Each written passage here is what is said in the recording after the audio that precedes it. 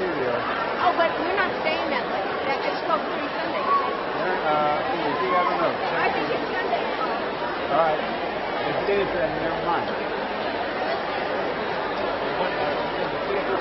I know, and I think it's 12:30 Sunday. We're on.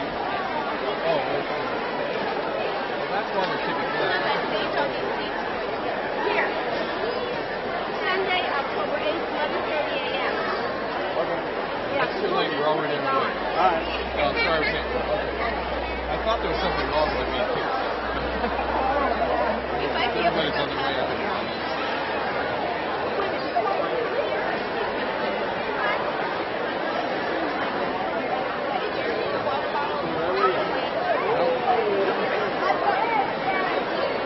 See how Bill Lepp is.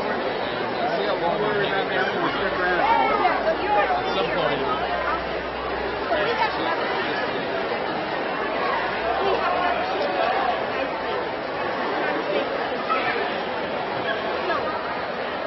you want to move one more down. It's hard to get through. No, you're not.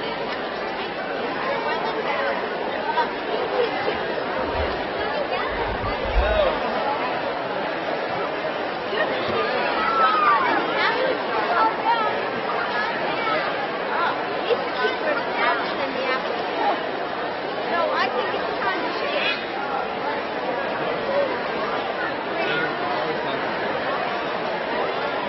Yes. You know, it's funny. You can't seem hotter than the other cat.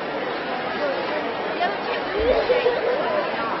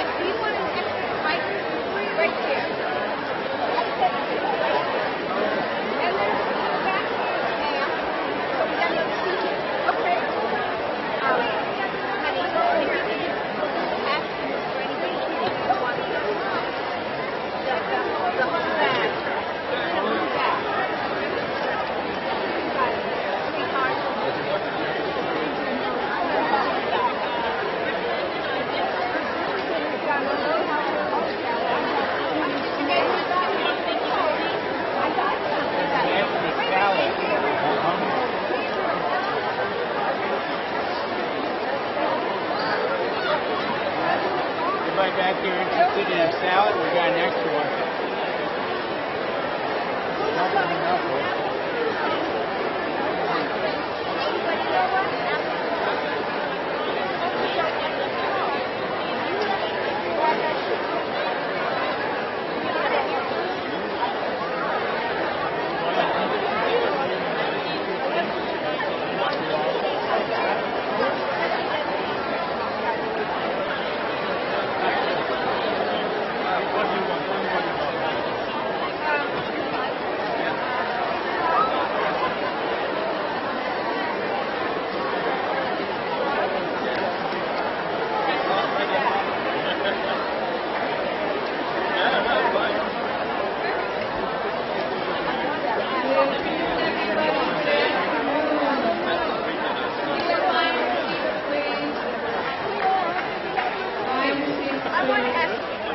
I am so happy to see you here. You're in the right tent. My name is Sue O'Halloran, and it's my honor to MC this session. Many of you know we have these wonderful folks in our audience who are also live streaming. We have folks literally from all over the world watching this session. We want to thank the Niswanger Foundation for making that possible. And have you ever been somewhere and you say to people, oh, I wish you could have seen? Well, would you let your friends know they could see what you're seeing? If they go to storytellingcenter.net, they can watch the very program you're watching live stream. And of course, to make that possible, we need sponsorships. We have a lot of folks to thank. We want to thank Dollywood Dream War Resort, the National Endowment for the Arts, Tennessee Arts Commission for making this family tent and this student day possible. And I'll give you all another second as I leave our introduction, if you got a cell phone that you might have forgotten to turn off during the break, you can make sure it's off. We really appreciate that. Well, you're in for a treat. When my children and grandchildren were born, I don't know about you, any of you have children and grandchildren, it changed my whole relationship to time. Suddenly the future had names and loved ones to it. Now I like to think I always thought about leaving the world a better place, but now it's a whole different thing to have friends, children, and my children and grandchildren going out into the future. And sometimes we can worry about our future a little bit, yeah? It gets a little worrisome sometimes. And then you meet a young person like Samara Higgins, and you know the future is in very, very good hands. Out of 310,000 entries, over 300,000 entries, Samara rose to the top to claim the National Poetry Out Loud title last April when she was a senior at her high school in Georgia. Now this is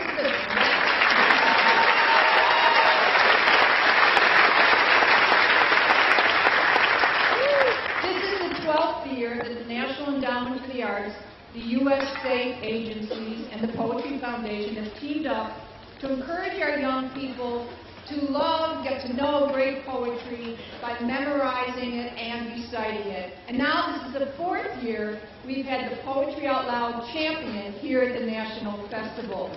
So would you please, let's give her a big, big National Festival level 2017 Poetry.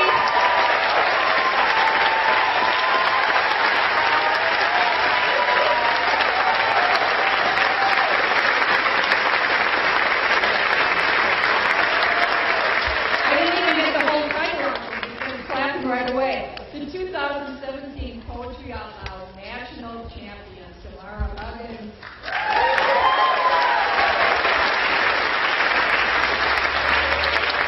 And Samara, we've always given people a little chance to get to know you. And because we have so many students watching today, I especially want them to get to know you. So I have to ask, since we do have a lot of students watching, for some students, not all, but some, poetry can be a little boring. You don't know what it means. The teachers are always telling you to look for the symbolism. Instead of being dead to you, it became alive. It became a creative outlet. How did that happen? I think that through this competition, I personally realized that poetry can speak to me. With the Poetry Out Loud competition, they have an online anthology of over 100 poems that we get to choose from. And it was important for me to find poems that spoke to me. And when you're in a classroom setting, your teacher gives you the poems to read, and you may not understand what it's saying because it's not meant for you. So I think it's really important that the students find the poem that speaks to them specifically. And in one newspaper article, we know they don't always quote us totally accurately, but you were quoted as saying humans need to have a creative outlet, and for you that creative outlet was poetry. Why do we need our creativity, and what happens if we don't have that outlet?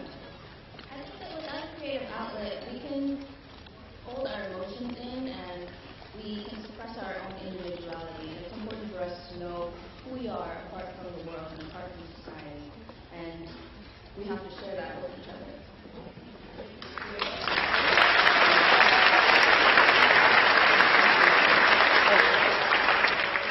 I love working with teachers, and I always say we have to give our students mirrors and windows. We have to give them mirrors so they see their own reflection, or else they can feel invisible, and all kinds of things happen from that. And we have to give them windows to see other people, other cultures, other parts of the world. What have you learned about yourself and about other people from working on poems? These are simple questions.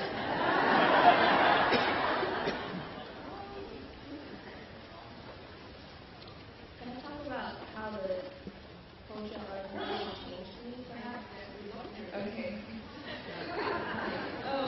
Well, over the course of 4 years, because I did participate in this competition from my freshman year to my senior year, I developed a sense of humility that I didn't think was possible. So as a freshman, I went into the competition, I was new to it, I was excited about every step that I took, and then sophomore year came, and I came second in state to the second place national champion. So going into my junior year, I thought that the competition was going to be easy, I was going to win it. I became a little bit arrogant, and that was my downfall. I had the wrong respectful in the way that I was watching my peers compete. And so I didn't even place in state that year, and I think that's why. So my senior year, I was completely humbled and honored with every progression that I made. So I think that through poetry, I learned how to appreciate everything and not take anything for granted.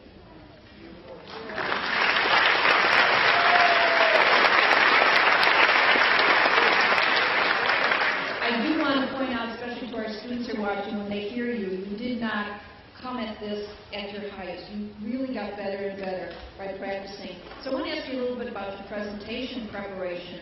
How do you get ready? I mean, I still get nervous. I've been performing for years. You're performing more now. For those kids who are saying, I could never get up there, I'm too shy, or I get too jittery, what do you suggest, or what do you do to make yourself feel more comfortable with 1,000 of your closest friends watching you? Well, I'm not personally that outgoing, so my preparation kind of takes a lot. Backstage, I do a lot of warm-ups, physical warm-ups to just relieve the jitters, and I do vocal warm-ups so that my voice is calm. I pray, because once I give it to God, it's fine.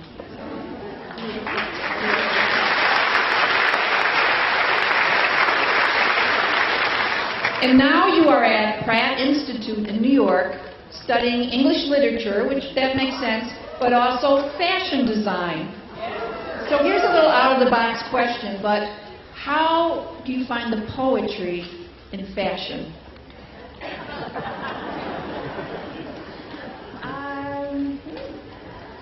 With poetry, you have to analyze every word because the poet only uses a short amount of words to convey a deeper message. So I think that I want to be careful about everything that I make creatively so that it can communicate a message to a larger population. Beautiful.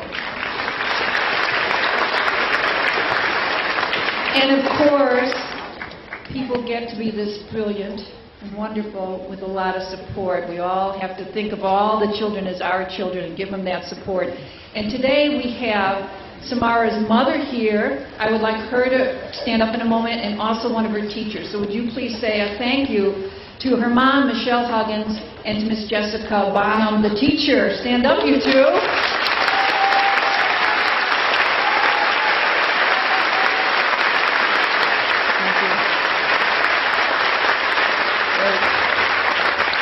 And so now I know you feel all the support out in this audience, and it's yours to do your poems. Thank you. I'm going to recite the 3 poems that I did for this year's competition. Novel by Arthur Rimbaud, translated by Wallace Fowley. 1. We aren't serious when we're 17. One fine evening, to hell with beer and lemonade, noisy cafes with their shining lamps, we walk under the green linden trees of the park. The lindens smell good in the good June evenings. At times, the air is so scented that we close our eyes. The wind laden with sounds, the town isn't far, has the smell of grapevines and beer. 2. There you can see a very small patch of dark blue, framed by a little branch, pinned up by a naughty star that melts in gentle quivers, small and very white. Night in June. 17 years old, we are overcome by it all. The sap is champagne and goes to our head. We talked a lot and feel a kiss on our lips, trembling there like a small insect. 3. Our wild heart moves through novels like Robinson Crusoe when, in the light of a pale street lamp, a girl goes by, attractive and charming, under the shadow of her father's terrible collar.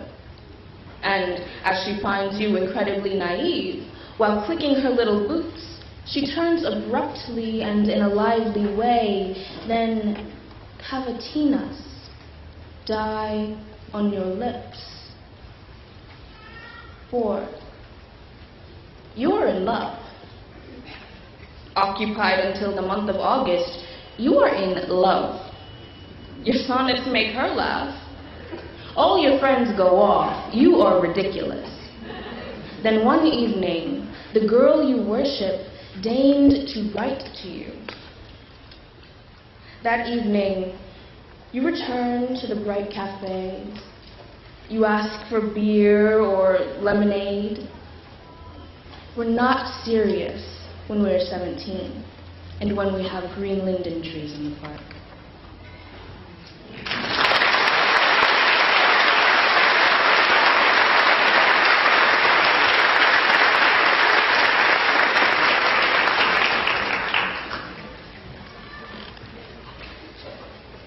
Dream Song 14 by John Berryman.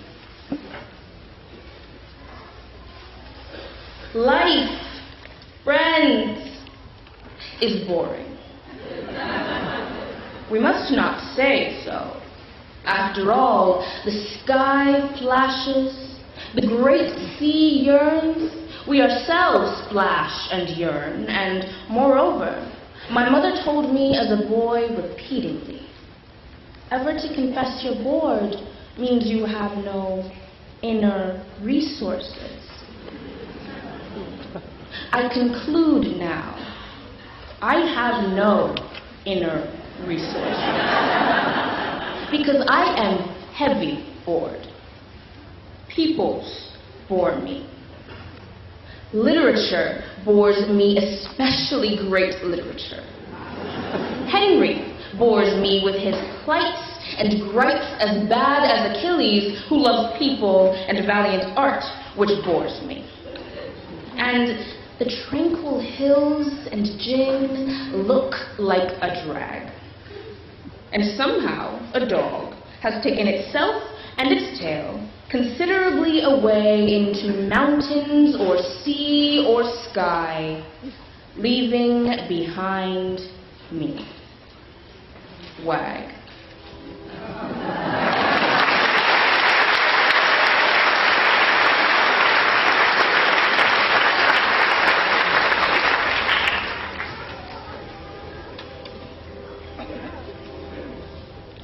The Farmer by W D Earhardt. Each day, I go into the field to see what is growing and what remains to be done. It is always the same thing. Nothing is growing. Everything needs to be done.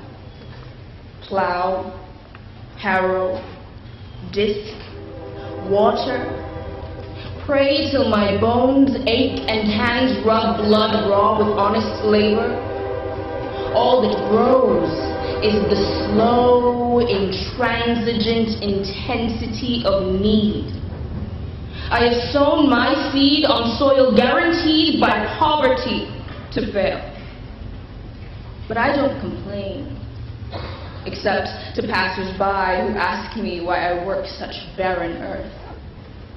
They would not understand me if I stooped to lift a rock and hold it like a child, or laughed, or told them it is their poverty I labor to relieve. For them, I complain. A farmer of dreams knows how to pretend. A farmer of dreams knows what it means to be patient. Each day, I go into the fields.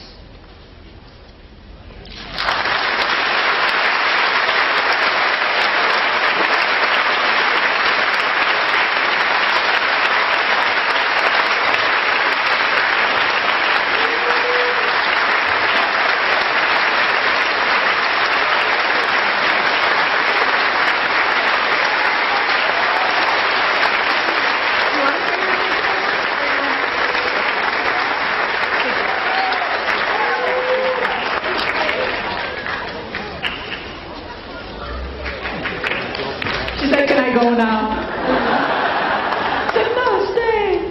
Oh, our children, young people are just capable of so much, yeah? So, some of you are wondering, you're getting energy from this. You're now saying, I could last the whole night. So you want to go to the Midnight Cabaret. And I'm glad to tell you there are still tickets left for Andy Offit Irwin, not to be missed. And if some of you are getting a hold of some folks to say, watch the live stream at storytellingcenter.net, but some you're not getting a hold of, go on over to the resource, our marketplace. It's going to be open at 8 o'clock, or the storytelling store right in the Storytelling Center. And you can bring home some CDs or DVDs or books for them, and then they won't feel like they missed out either. So that, too, is open to 8 o'clock tonight. Also new this year, we have the Quilter G Band from Alabama. And if you check your schedule and your program, there's a number of theaters, shows that do in the theater, the small theater. But they're also doing quilting demonstrations out in the lobby. So I think you'd really enjoy that. Well, we're going from poetry to poetry in motion. Constantly in motion, Bil Lepp. I do think of him as poetic, because he's a man who knows who he is. Now, a lot of you probably feel like you know him. You've seen Bill over the years here at the National Festival. But some of you might not know that our National Storytelling Network, that's our professional association, voted Bill the Circle of Excellence Award.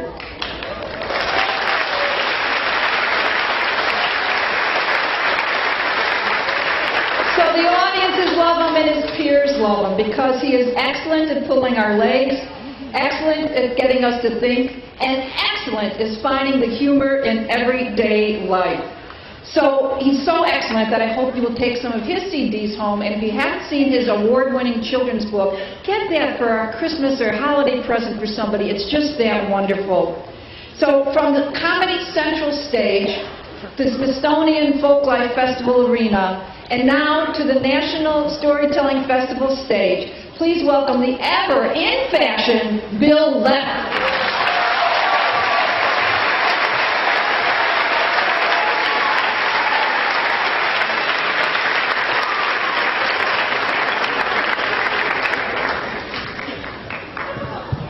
I should say that I got my Circle of Excellence at the very same dinner that Sue got her Circle of Excellence at. So.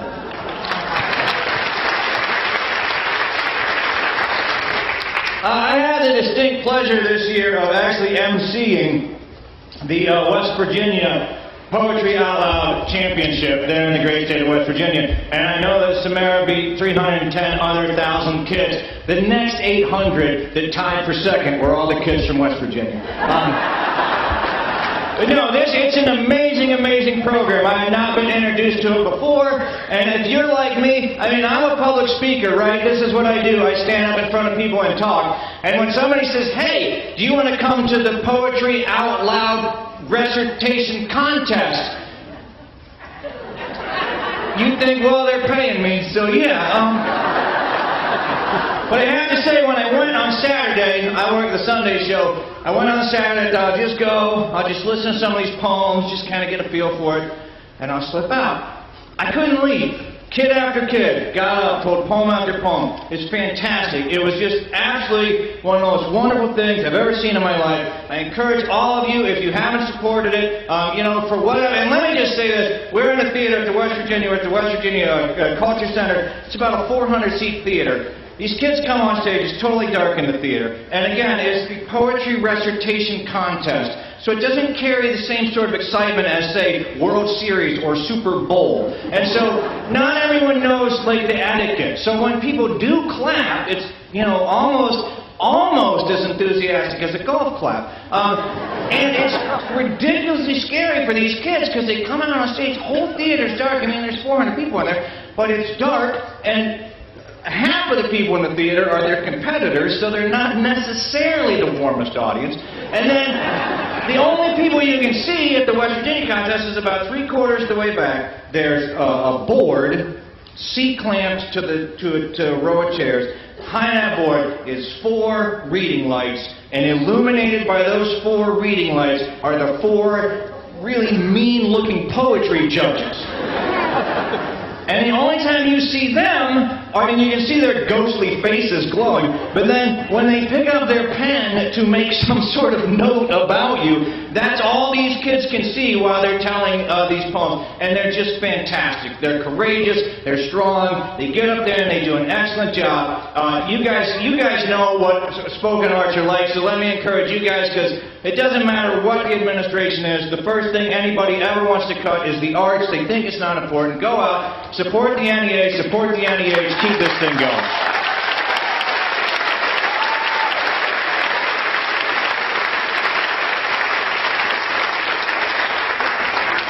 Because it's how I make my living. So, long ago, far away, on the other side of the mountain, there lived a king. He was the king of little things. He was the king of keys, coins, crumbs, and condensation. He was the king of needles, noodles, knots, beetles, baby rattles, pin cushions, paper clips, tiny ballerina dolls, soldiers, pin cushions, and pet names. Now, all around the king of little things, there were bigger kings. There were kings of cities, kings of counties, kings of countries, and kings of continents. The big kings all had aspirations. The kings of cities wanted to be kings of counties. The kings of counties wanted to be kings of countries. The kings of countries wanted to be kings of continents. And the kings of continents wanted to rule the world. The king of little things just wanted to remember his wife's birthday. The big kings made their subjects pay for everything, for freedom, for food, for firewood. The king of little things gave anything to anyone who asked politely. Well, one day, one of the big kings, we'll call him King Normous, decided it was time to take over the world. So he gathered his generals, he gathered his advisors, he gathered his armies, and he set out to take over the world. And he crushed the kings of the cities, and he quashed the kings of the counties, he conquered the kings of the countries, he obliterated the kings of the continents. And when King Normous thought that he had taken over the entire world, he had his tailors make him a fine suit with big brass buttons. He had his jewelers make him a huge crown with thousands of tiny jewels. He threw a huge party. He stood in front of everyone and he said, "I am now the biggest king that ever was. I am the king of the sky. I am the king of the mountains. I am the king of the oceans. I am the king of the trees. I am the king of the whales. I am the king of the pachyderms." And he would have tweeted like that forever, but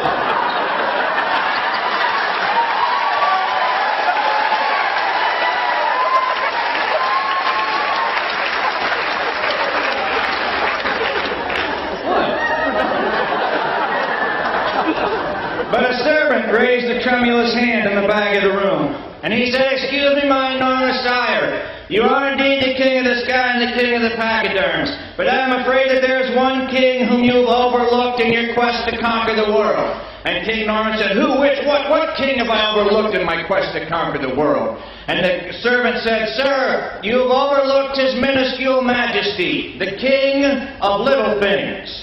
Well, this sent King Normous into a rage. He said, "King of little things? King of little things? Little things don't have a king." He said, everybody knows that little things exist simply to serve the bigger things. But still in all, he got together his generals, he got together his advisors, he amassed his armies, and he set out to conquer the king of little things. Well, they got to the king of little things' cabin in the evening. And the king of little things was in the kitchen doing the dishes.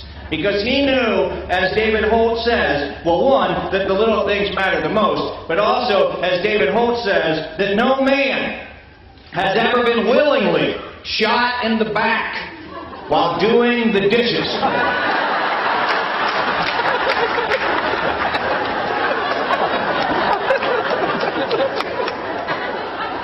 And so the king of all things saw King Normous' armies. It was late in the evening. He knew that King Normous would wait till morning to attack. So the king of all things went out on his front porch, and he respectfully asked some of his friends if during the night they would invade the big king's camp.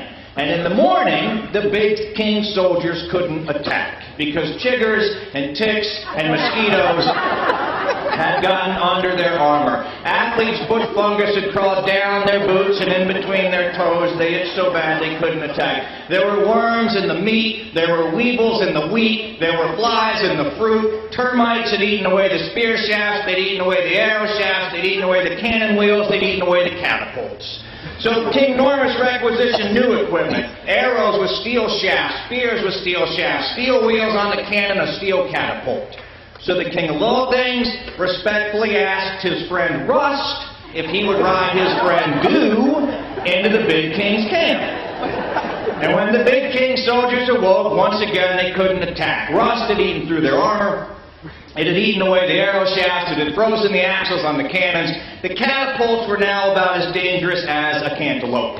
And so King Normous was in his enormous tent, marching back and forth. What can I do? How can I defeat this king? I can't defeat this king. He uses the little things to create chaos. And then he had an idea. He said, I know what I'll do. He said, I'll cheat. He said, I'll lie. Because a lie, because the King of Little Things is not the king of lies, because a lie, no matter how small, is never a little thing. Now, not everyone knows that I'm aware of that.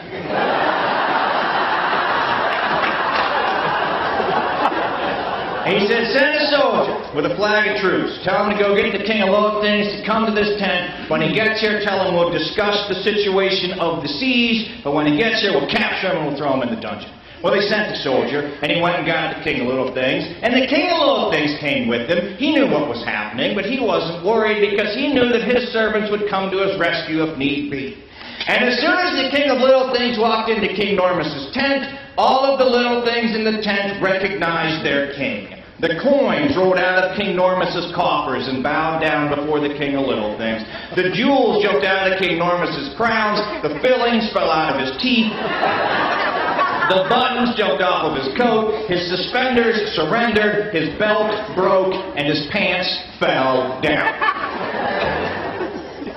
Goes over a lot better than elementary school.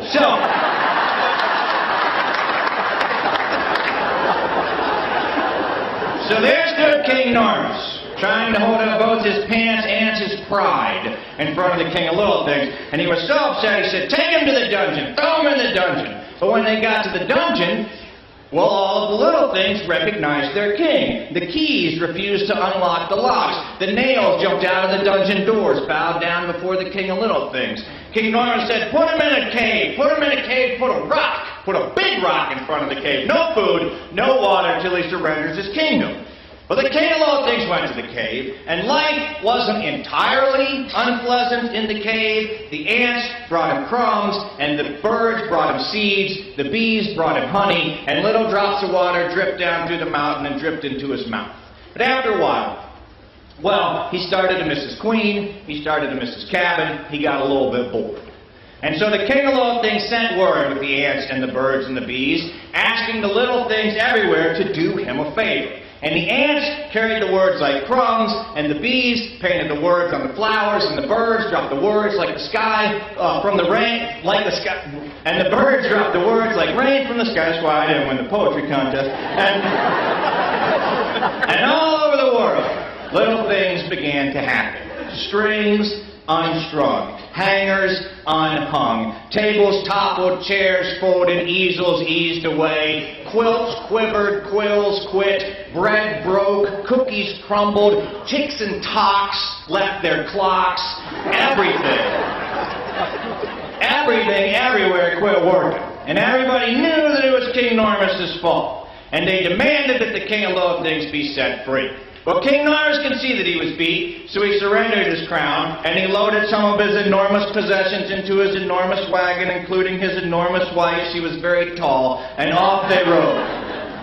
And the people gave the crown to the King of Little Things, who asked very little of his new subjects, except that they leave crumbs for the ants, plant flowers for the birds and the bees, say please and thank you, oil hinges regularly, and tip generously, and everyone lived adequately ever after.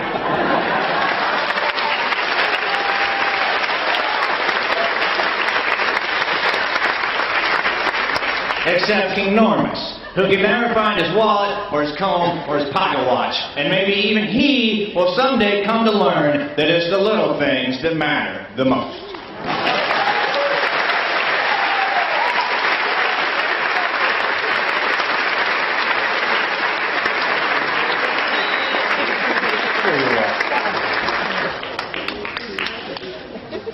No, we'll just pretend you're not here.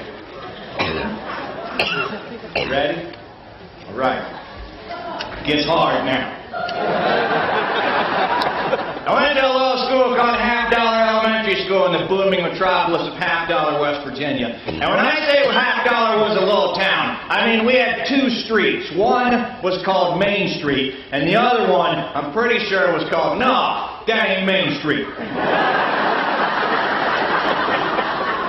But my fourth grade teacher was a woman named Mrs. Baird. And no offense to any teachers in the audience, but Mrs. Baird was the single greatest teacher that ever lived. And this is why. When I was in the fourth grade, we had two chalkboards in our classroom, two big green chalkboards, one way at the front of the classroom, one in the back of the classroom. And the very first day of school, Mrs. Baird came into the classroom. She went to that back chalkboard. She took a piece of yellow chalk and she wrote each student's name on the board. She never yelled at us, she never screamed at us. Instead, if you did anything wrong, she would walk to the back of the classroom, pick up a piece of purple chalk, and make a mark beside your name. Clearly, this was in the days before privacy laws. But if you could go all week and get 3 or fewer marks beside your name, you got a lollipop at the end of the week. And we worked hard for those lollipops. I can tell you that my entire fourth grade career, I got 3 lollipops. And one of those I was sick 4 days that week. About the only person who consistently got a lollipop was a little girl named Alicia Snitch. It was a terribly unfortunate name. And Alicia had gotten so many lollipops our fourth grade year that she was going to need dentures long before she needed braces. But even though we loved Mrs. Baird so much, we had one problem, one nagging suspicion. And this is what it was. When I was in the fourth grade, young children are people, long before the movie that came out this summer, when I was in the fourth grade, there was a television show called Wonder Woman. And the actress who played Wonder Woman was a lady named Linda Carter. And my fourth grade teacher, Mrs. Baird, looked exactly like Linda Carter. And we were not as sophisticated as fourth graders are today. We didn't know where to draw the line between fact and fantasy. And so we thought if our teacher looked like Linda Carter and Linda Carter played Wonder Woman on television, we jumped to the logical conclusion that our teacher was Wonder Woman.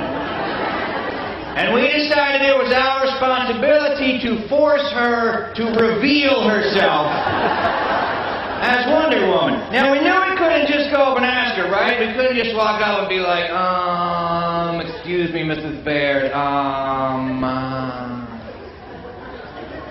you Wonder Woman? Because if she were a superhero, she'd have been too smart for that. She'd have seen right through it. She'd have said no. So we had to come up with a plan. Now, everybody in the whole class thought she was Wonder Woman, except Alicia Snitch. So we would go in the lunchroom, and we'd have these really deep, intellectual, philosophical fourth grade arguments, right? I would say something like, I propose the theory that Mrs. Baird is, in fact, Wonder Woman. And then Alicia would say something really intelligent back. She'd be like, to which I would naturally respond, and these arguments would go on for the whole lunch period. Well, we were back there one day having our argument when my buddy Rhett came running in. Now, Rhett was the brains of the operation, and he was like, I got it, I figured it out. I said, lay it on me. He said, I know how Mrs. Baird is Wonder Woman. I said, let me have it. He said, think about it. He said, the President of the United States of America is Jimmy Carter. I said, He said, Linda Carter is Wonder Woman. I said, He said, they have the same last name. They must be related. And I was like, oh, yeah. I was like, maybe Wonder Woman is the President's mother. And my buddy Skeeter was like, no, maybe it's his daughter. And Rhett was like, no, maybe it's his wife. He said, think about it. If you were the president of the United States of America and your wife was a superhero, we wouldn't need an army. If there was trouble in South America or the Middle East, you could just send your wife to take care of it. And Skeeter, who had grown up in a predominantly Republican household, said, so that's how Jimmy Carter got elected president. But Alicia said, why would the wife of the President of the United States of America be teaching 4th grade at $50 elementary school? And I said, maybe to protect her identity. And Skeeter said, maybe there's some evil afoot. And Wally said, maybe the 3rd graders are an alien army. I think you know what I'm talking about. We turned around and looked at the 3rd grade lunch table, and about half the boys were back there. They were making baboon arms like this. They had carrots up their noses. They were like, oh.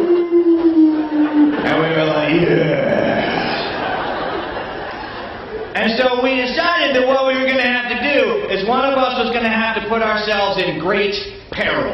If one of us was about to die, Mrs. Baird would be forced to reveal herself and come and rescue us. So we went out on the playground, and Skeeter volunteered. He went over to the monkey bars, and he climbed up on them. Now, I just have to say that a while ago I was at a playground with my children, and we went over to the monkey bars, and on the monkey bars there was a sign that said, horizontal ladder. Now, I understand that we are a more sensitive speaking culture now, but I had no idea that the monkeys had such a powerful lobby in Washington. But anyway,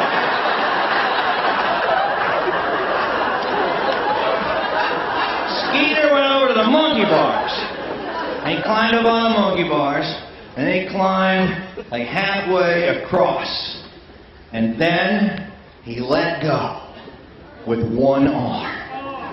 Yeah, so there he was hanging. I don't know, maybe 18 inches off the ground.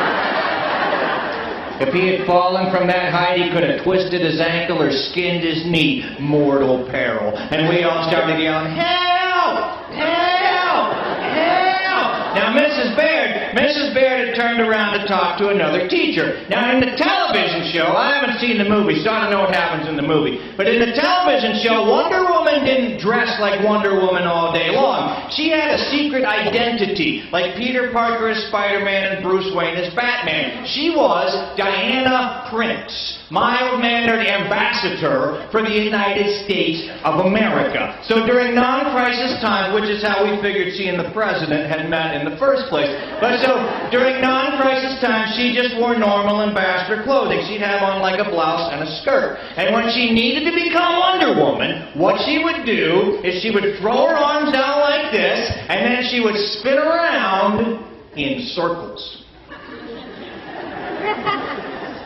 Then there'd be a bright light, and her ambassador clothing would be gone, and she'd be standing there in that.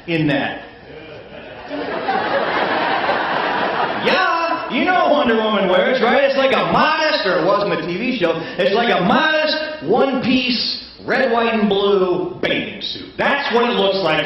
Got a big golden WW right here. She got calf-high boots, a golden robe, and a tiara, a crown like Miss America wears. It did not seem like very practical crime-fighting wear to me. What do I know? And also, one of our buddy's older brothers told us that if you watched really close while she was spinning around, there was a split second when she had removed her ambassador clothing, but had not yet put on her Wonder Woman clothes.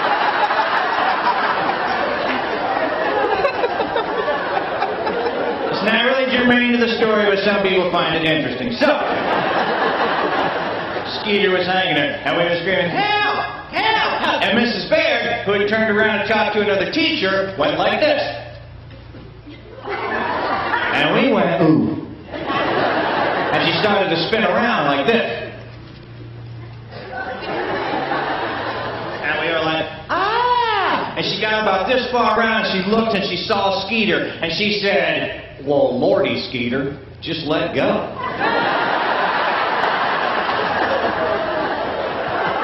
She said, you be all right. We were that close. If she had spun just a few more degrees, there'd have been the bright light. She'd have turned into Wonder Woman. So now we were back at the lunch table, and we were having an argument. I think Miss Baird is Wonder Woman. And Rhett came running in. I figured it out. I said, lay it on me. And he said, think about it. He said, Metropolis. He said, Metropolis, that's the city where the DC superheroes hang out. He said, Metropolis is a long way from $50 West Virginia. I said, He said, Wonder Woman might need to be able to get there at a moment's notice. I said, He said, so Wonder Woman can't just drive her car to school every day. She'd never be able to get to Metropolis quick enough in a crisis. I said, He said, therefore, she must come to school every day in her invisible jet. And if she comes to school in her invisible jet, Rhett said, she must park it in the teacher's parking lot. Well, it made sense to us. And we thought since the invisible jet was invisible, that it must be made out of really clean glass. So if you hit it with a pebble, it would go tink. And if you hit it with a large enough rock, it would shatter. And we thought if we could shatter the invisible jet, Mrs. Baird would be forced to assume that the Legion of Doom was rising up out of the woods. She'd spin around, turn into Wonder Woman, and come and save us. So, the teacher's parking lot was right beside the playground. So every day during recess, we'd walk out to the edge of the playground. We'd be like, we'd whistle, because if you whistle, nobody knows you're up to anything. And when we got to the edge of the playground, very nonchalantly, we'd be like, and we'd pick up pebbles. And then very surreptitiously, we'd be like, well, we were out there one day, and Rhett threw a pebble. And it bounced off the asphalt and went into the woods. And we heard, tink. And Rhett said, ooh, I think I just hit Wonder Woman's jet with a rock. And Alicia Snitch said, I think you hit a bottle. And Skeeter said, what would a bottle be doing in the woods? And Alicia said, what would Wonder Woman's jet be doing in the woods? And Skeeter said, maybe she's hiding it there. And Alicia said, why would she need to hide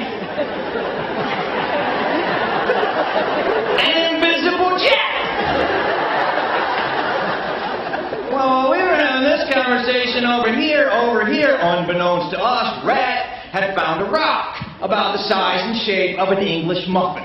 And he had cupped it in his hand and was getting ready to go into the discus throw. Now, no offense to any fourth graders in the tent, but most people know that there is not a fourth grader alive who can throw a discus in the direction he or she wants it to go. We knew this. We were self-actualized. But Rhett was living in some sort of fantasy world. And we saw him just as he started to come around with that giant rock. And our world went to slow motion. We were like, Rhett! No! But it was too late. He let go of that giant rock, and it soared out over the teacher's parking lot, higher and higher and higher, and Rhett's momentum kept him spinning in circles. He lost his balance and went somersaulting across the ground, and we watched as that rock reached the apex of its flight, hung suspended in midair for a split second, and then started to descend, and it was like, it was whistling, so nobody would know what it was up to. Coming out of the sky, falling faster and faster, gaining velocity as it fell, gaining mass as it gained velocity, coming down, or the NASA people hear that's for them, coming down, and then bam! It bounced off the hood of the principal's car. Ricocheted off the headlight of another car and smashed through the windshield of a school bus. And there was a great rending of metal and a cacophony of crashing glass. And all of the teachers started to run over to see what had happened. And just as the teachers arrived, Rhett, who had been rolling across the ground and had heard everything but hadn't seen anything, naturally assumed that he had smashed Wonder Woman's jet with a rock. So just as the teachers arrived, Rhett jumped up off the ground going, I did it! I did it! The teachers just surrounded him. And they were like, Rhett! What are you doing? And he said, I'm trying to hit. I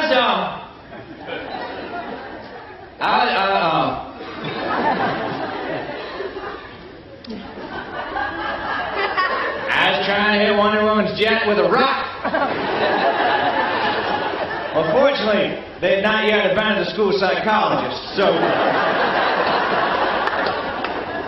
we just went back to the classroom and sat down at our desks, and then Mrs. Baird walked to the back of the classroom, picked up that piece of purple chalk, and made a mark beside Rhett's name. And as she was walking back down the aisle, she stopped in front of his desk, and she said, Rhett, I'm so disappointed in you. She said, don't you think that Wonder Woman would be smart enough to park her jet on the roof? And we were all like, oh. Yeah, I bet she didn't mean to give that away. But then it got to be October. And this was back when we had something called winter. And it was too cold to play outside anymore, so we had to have recess inside, and it was a lot more difficult to put ourselves in peril inside, sort of like burning the school down. And none of us were quite that vested in finding out if Mrs. Baird was Wonder Woman. So our interest started to flag. We started to think about other things. Like a kid in our class had a birthday, and his parents hired a clown, and the clown came in, and he had a helium tank, and he blew up balloons for us. And when the clown left, for whatever reason, he forgot his helium tank. And in the back corner of our classroom, there were two lockers, two big doorless cabinets. They were about 8 feet tall, about 8 feet across. They sat perpendicular to each other and the walls, made sort of a cube in the back of the classroom with a little doorway. We'd come in the morning, put our lunch boxes and our jackets back there. And then anything we weren't using for the school year anymore got pushed behind those lockers. So like the Pinto, the Nina, and the Santa Maria. It's the bilingual portion of the program. They were sitting behind those lockers, and so we took that helium tank and we put it behind those lockers. And then we were studying the human respiratory system, and we learned all about the heart and the lungs and the diaphragm, and how when you inhale, the oxygen goes down your bronchus, which breaks into your bronchi, which it breaks into smaller and smaller branches till it gets to the alveoli. The blood comes by, the carbon dioxide jumps out of your red blood cells into your alveoli, the oxygen jumps out of your alveoli into your red blood cells, you exhale. And that is how you breathe. Now, we thought it was fascinating. You don't seem to care.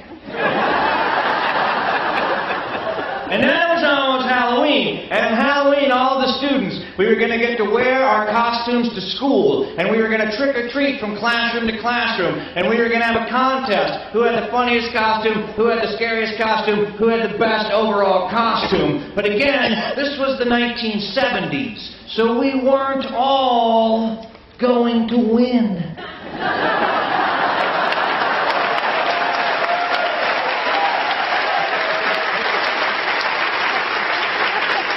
Some of us were going home with our self-esteem in a shoebox, and we would grow up to be artists. And then, at the end of the day, this never happened before, at the end of the day we were going to go in the auditorium, and the teachers were going to stand on stage, and the teachers were going to have costumes on, and we students were going to get to judge which teacher had the best costume, and this blew us away because we were kids, and kids know that teachers are adults, and that adults are not creative. So we thought, what are they going to come dressed as? Is like the librarian going to come dressed as the gym teacher? I mean, how exciting could this be? But better than all of that, our class was the best behaved class in the whole school. So our class was going to get to watch a scary movie in our classroom, no other students there. So the day arrived, 8:30, the bell rings, we're sitting at our desks, we have our costumes on, football players, cheerleaders, doctors, nurses, scuba divers, astronauts, other non-gender specific costumes. 8:30, the bell rings, no Mrs. Baird. 8:35, no Mrs. Baird. 8:40, we were distraught. This was the single greatest day of our lives. We did not want to have a substitute teacher. Finally, about 8:45, the classroom door opened up and Mrs. Baird came in. She was pushing a cart, and on top of the cart there was a lump, and on top of the lump there was a big piece of brown butcher paper. She said, "Come here, I want you guys to see something." And we got up and we gathered around that cart.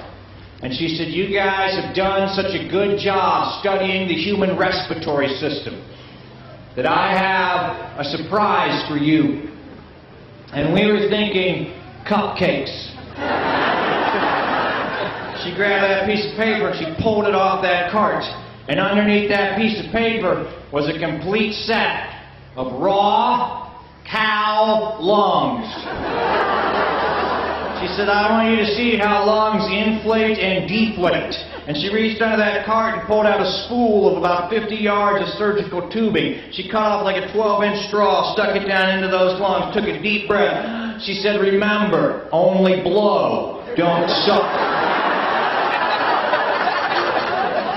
And she was like, and it was amazing. Those lungs started to inflate. They started to expand. They were like, Of course, they didn't really make that noise. That's just an illustration. If they really made that noise, all cows would go mad. But and she gave us each our own piece of tubing. And we each got to try and inflate those lungs. And I was tough. I was mean. I was macho. I was a 4th grader. I was like 3 feet tall, probably weighed 26 pounds. I wasn't just going to make those lungs expand. I was going to make those lungs explode. Took my piece of tubing, stuck it down in there, took a deep breath. I was like, yeah.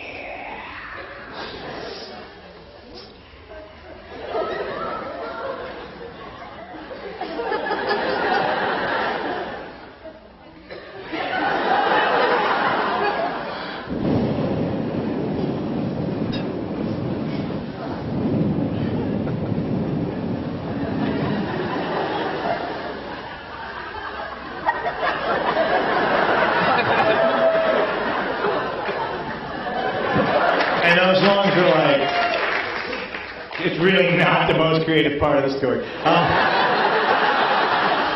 He's funny, but he can breathe. Yay! And so, but the lungs are like, That's all I could get him to do. Finally, it dawned on me that I had the lung capacity of a Dixie cup. So then all the boys, we all got around at once. We all stuck our tubes down in there at the same time. We were all blowing as hard as we could, but we never could get those lungs to explode. So finally, that got boring. So we took those lungs and we pushed them behind the lockers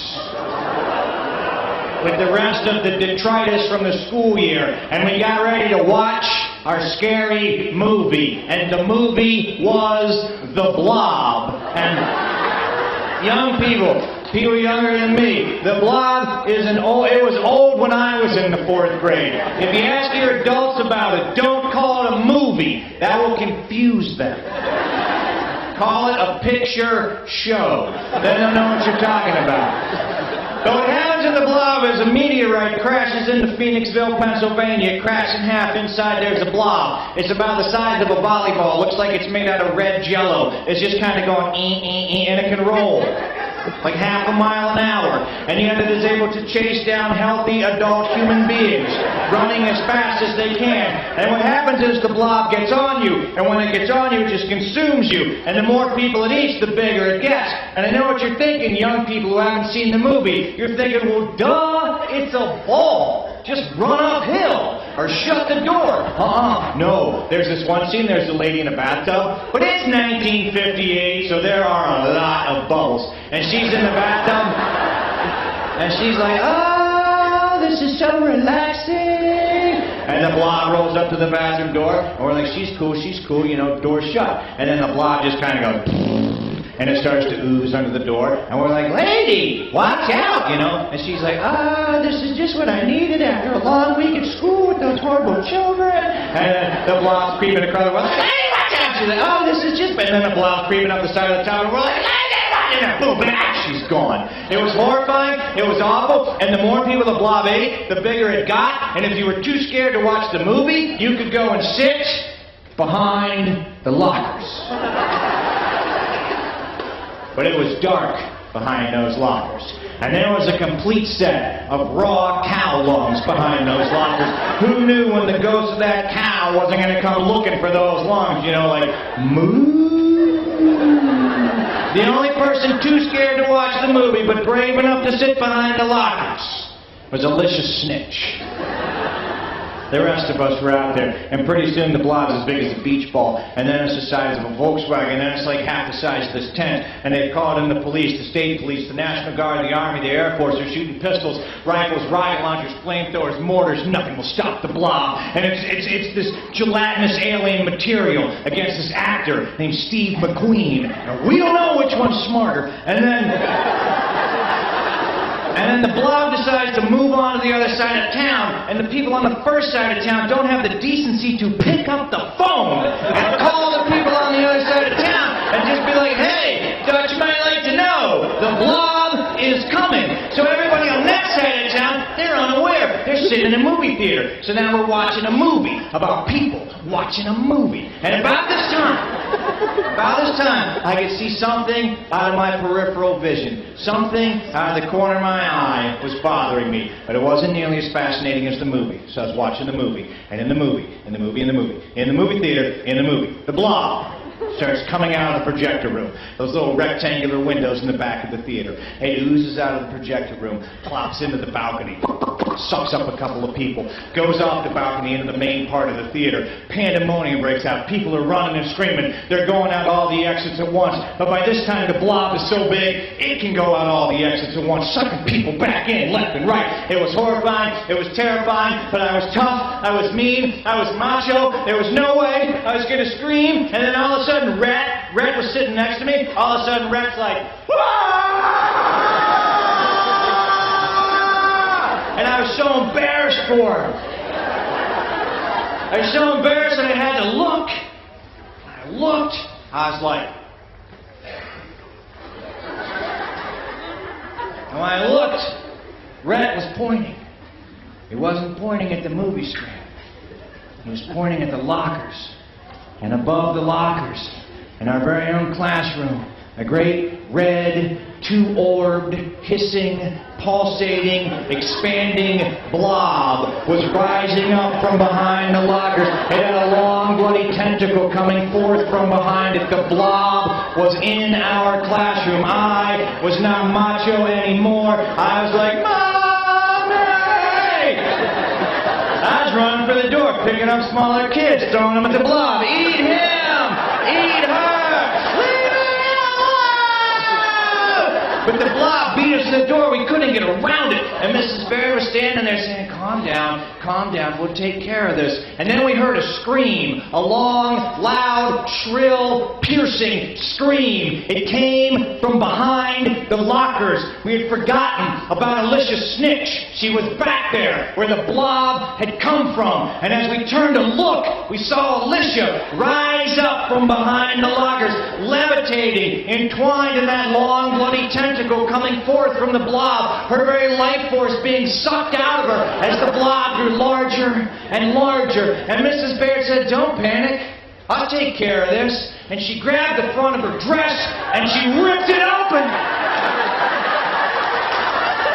And underneath her dress was that one-piece patriotic bathing suit that Wonder Woman wears, complete with the calf-high boots and the golden rope, and she got a tiara from somewhere, and she threw it at the blob like a boomerang, and kaboom, the blob exploded, and we were shrouded in a fine, red, bovine mist as hunks of lung fell about the classroom. Alicia Snitch dropped with a thump behind the lockers. That long, bloody tentacle lay hissing on the ground.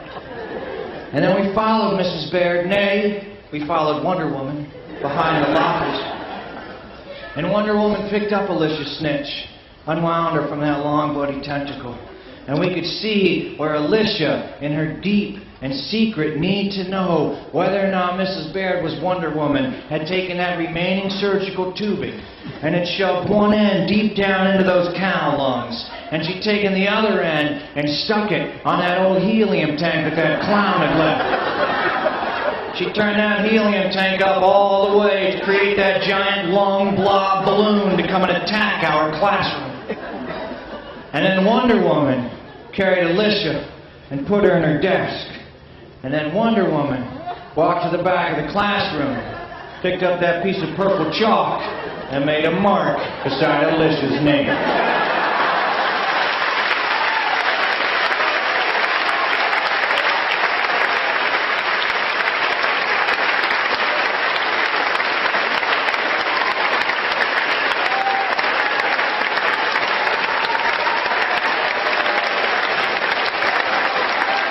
And I do want to tell you that the first story, The King of Little Things, is one of the many books and CDs you can buy at Bill's. Wouldn't that be a nice gift, not just for a child, but to an adult that you want to thank for all the little things they do for you? So can I please bring up one more time Samara Higgins and Bil Lepp, and let's show our appreciation.